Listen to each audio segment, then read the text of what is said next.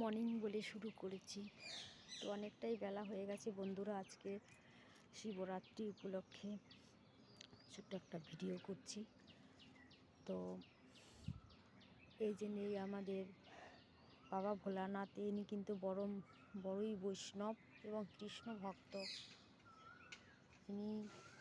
এনার যে কাম ক্রোধ মোহ লোভ কোনোটাই তার মানে এই যে বাবা ভোলানাথ, সে কোনোটাই কিন্তু এর দিয়ে কোনো দিশা নেই। শুধু সে তার গায়ে কি বাঘের ছাল আর কিছুই না, কিন্তু সেভাবেই সে, কিন্তু তার কোনো মানে আকার নেই।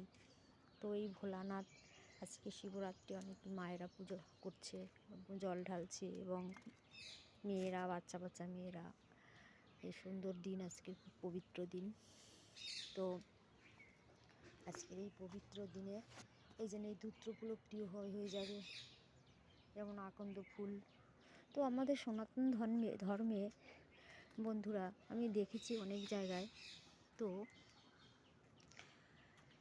এই যে এই ঠাকুরের নাম হয়, কৃষ্ণ নাম হয়, এই নাম শুনতে কিন্তু এমনি ভিতর থেকে একটা যে এত সুন্দর একটা আবেগ আসে, সেই আবেগ থেকেই কিন্তু আমাদের মন নরম হয়, শীতলতা হয়।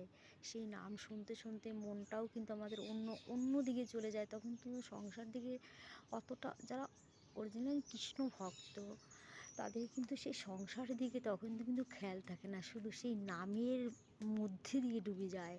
তাই দেখি আমাদের এই সনাতন ধর্মের কিছু মানে ছেলে মেয়েরা বা বড়রাও সেই নাম, মধুর কৃষ্ণ নাম যখন হয় দেখি, তখন তারা কিভাবে যে হিন্দি গানের মতন উত্তেজিত হয়ে নাচে। তাহলে বলো, এদের কি ভিতর থেকে সেই নরম আবেগটা আসে না? এই কৃষ্ণ নাম, মধুর নাম, এই এত সুন্দর নাম, এই নাম শুনে তো এমনি ভিতর থেকে আবেগ চলে আসে। আর সেই আবেগের দ্বারাই প্রেম ভক্তি আসে। সেই প্রেম থেকে তো আবার নয়নে জল চলে আসে। নয়নের জল তো ধরে রাখা যায় না যারা অরিজিনাল কৃষ্ণ ভক্ত।